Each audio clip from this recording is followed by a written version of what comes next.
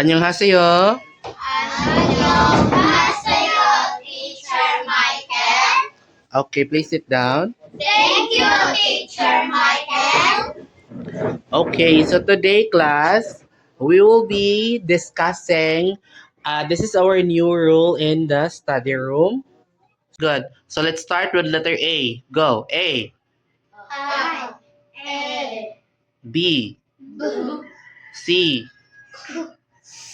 D, D, E, N, F, G, G, H, I, E, E, I, E, I, J, J, K, L, M, N, O, O, P, P, Q.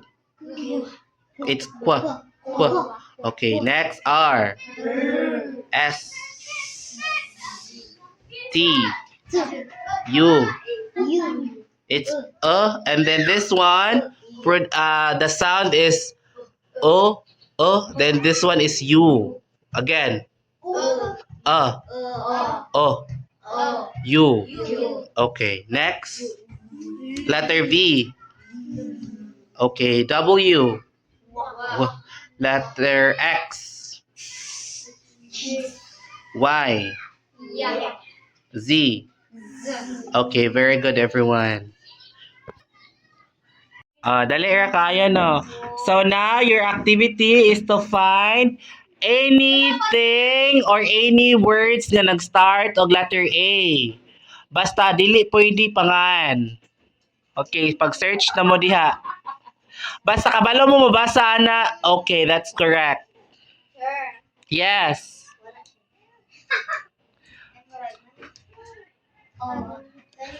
Okay, right? All write the word that it starts with letter A. Sir, manaka, sir. Okay, very good. Sir, ahead. This is Samantha. Ahead, oh. Ahead. Okay, very good, Sam. Next. Again, yes, that's correct. Okay, butang na sa example din eh. Okay, this is Samantha. Samantha's answer. Okay. Makabasa ka ni tanan, Sam. Sige ko. Okay, good evening, class. Good evening, Teacher Sheila. Okay, our lesson for today is about the story of... Don't give up. Okay, everybody read. A long time ago, there was a boy named Rodney in a village. He was very happy with his family, but his happiness could not last for long. Rodney and his fellow villagers faced a drought. They desperately waited for rain, but with no luck. All the crops planted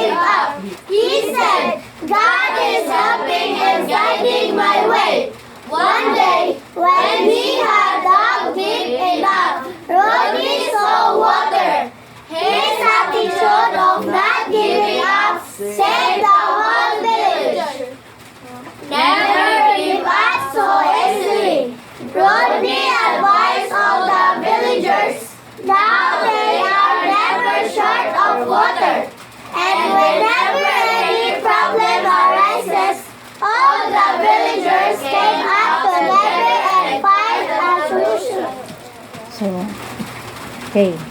So, I translate in Bisaya para makasinaptanay tatanan. So, kaning adto adunay nagpuyo nga batang lalaki nga ginganlan og Rodney! sa usa ka baryo. Malipayon kayo sila uban sa iyang pamilya apan ang iyang kalipay dili mulungtad or dili mulungtad og dugay. Kumbaga dili moingon nga kanang pareha nang imong kalipay nga murang daklit ra ba. Kay nga naman si Rodney ug ang iyang kaubang mga taga-baryo nag-atubang o grabing hulaw. Unsa man ang hulaw? Kainit sa panahon. So desperado siyang naghulat sa ulan apan walay swerte. Nangalaya ang tanang tanom, yuta ug bisan ang mga kahoy. Ang mga baka nagsugod na sa pagkamatay tungod kay walay ulan, hinay nga nihubas ang sapat. Usa ka gabi atol sa pagpakikita sa mga taga-baryo, si Rodney miingon, mga higala, kitang tanan nakadungog ug mga sugilanon gikan sa atong apuan. Unsa man sugilanon? Sugilanon is kanang mga istorya sa mga usa ka unsa may buhaton solution. So ani ni I have a question for you. Nakoy pangutanan ninyo about sa story. So please lang inyong tubaguan. So what did you understand from the story? Unsa man ang inyong nasabtan sa storya? Unsa man? Unsa yung nasabtan? Sa diha, sa story diha, unsa yung kuan nga? Dili mo surrender or never give up or don't Give up! Di kita ang ayan mo surrender. Maski pag unsa kalisod sa ato ang mga pagpuyo or tan-aw ninyo parera na nga kanagong magkuan mo. 안녕하세요, L2. 안녕하세요! How's your afternoon? Good but cold. It's because naay typhoon.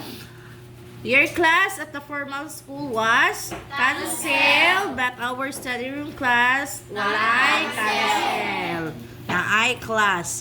So for today, we were going to tackle our weekly story, which is the title is A Mother Wisdom. So everybody, read the story and I will explain right after you read the story. Lived with his mother. One day, he decided to go to another village. His mother told him not to travel alone. She gave a crab to her son and he hid it in a hammer box. She said it would help him if he was in danger. During his journey, he was tired and took rest under a tree. From the hollow of the tree, a snake emerged and came near the boy to bite him.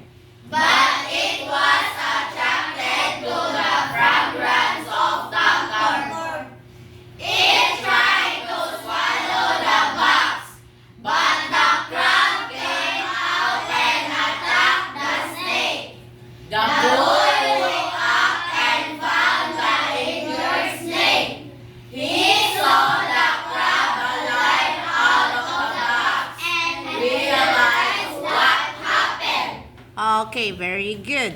So, for now, we are focusing on understand the story and with your English communication na. So you must know how to communicate each other through using English grammar or English communication. Even though not dili tanan English, but ang pag-try man god anak magsugod. Okay.